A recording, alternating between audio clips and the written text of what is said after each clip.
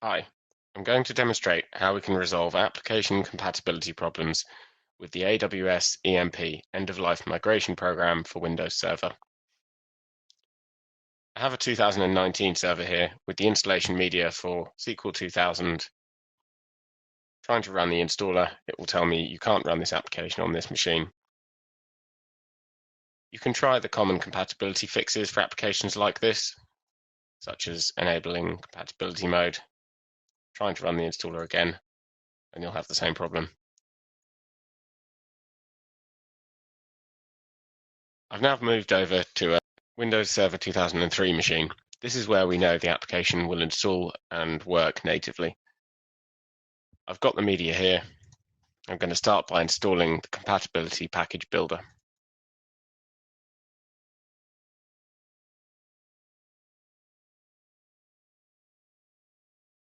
With the package builder installed, I can now click the shortcut to run it. I'll now select a folder where I'm going to save my package that I'll create and click Next. I've then got a button to start the capture. Packaging tool uses a snapshot-based packaging process, so it's taking a snapshot at the beginning of our packaging process. We'll then install the application and take a snapshot at the end. This is how we diff between the two and understand what has been installed on the machine. With the first snapshot completed, I'll click Next, and it will tell me to install my application. So I'm going to run through the installation media for this particular app. You go through and make your configurations for your application as required. You'll also install any dependencies that the application requires at this stage.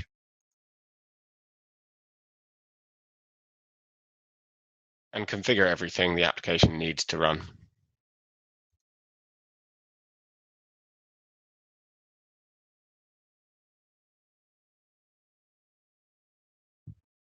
With the application installed, I'm now going to click Next.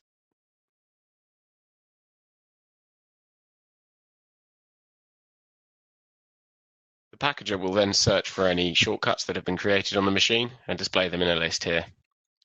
This list allows me to run the applications that we've installed in a runtime analysis mode. So what this is doing is it will start the application underneath our virtualization engine and monitor any calls that the application makes to the OS. This will allow us to see any changes to files or registry that the application makes during its first launch.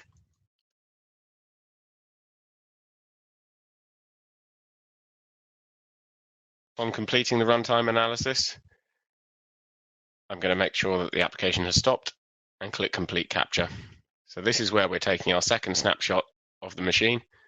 We're capturing the files in the registry on the machine, and we'll compare it to the snapshot we took earlier before installing the application.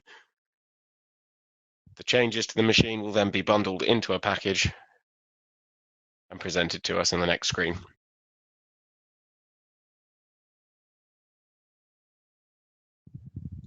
With the snapshot completed, I'll click Next, and I then get onto the captured file screen. So on the left-hand side here, we can see the files that will be put into the package. These are the files that were captured during the installation of the application. So these will be included in our package. We can remove them if we need to, if there's any data that's captured that's not required. On the right-hand side, we can see the files that were requested at runtime. So these are the files which can be added into the package if required. For this particular application, I know I don't need to add anything, so I'm going to move on. The next screen we get is the captured registry keys. On the left-hand side, the same format, we've got the keys which were installed on the machine during the install of our application. These will be included in the package, and they can be removed if needed. On the right-hand side, we have the keys that were accessed at runtime. Again, we've got the option to add them into the package if needed. I'm going to now click Next, and I'll be moved onto a screen where I can give my package a name. I'll then click Package App. When the packaging is completed, I will see the Next button appear. Click that, and then I get Open Package. The folder that's opened contains all of the files for the package, so that I'm now going to zip these files up and move them onto my Server 2019 machine to deploy.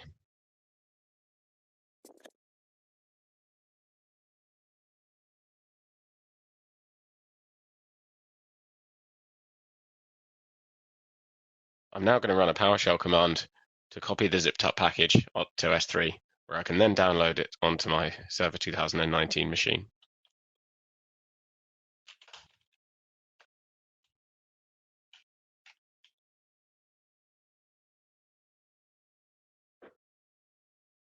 Moving back to my Server 2019 machine we looked at earlier, I can now run a PowerShell command here to copy the package down from S3.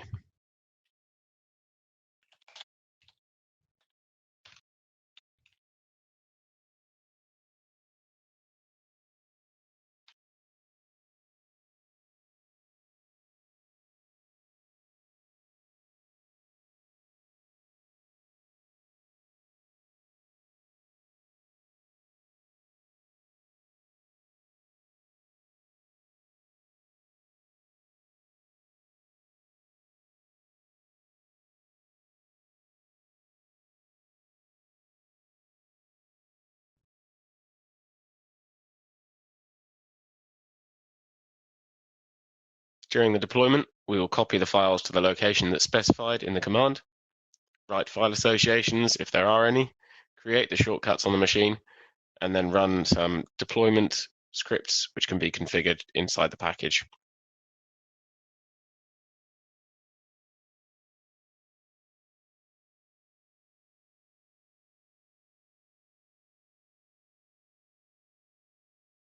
When you first click the shortcut after your deployment, this is when the registry is written to the user's profile.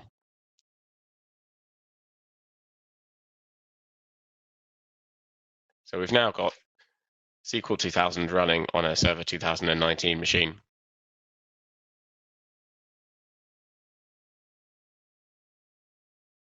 I'm now going to start the SQL Server service,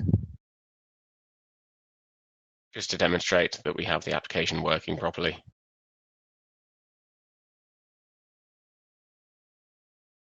So the service is now started, and I should be able to go into my Enterprise Manager and connect to the database.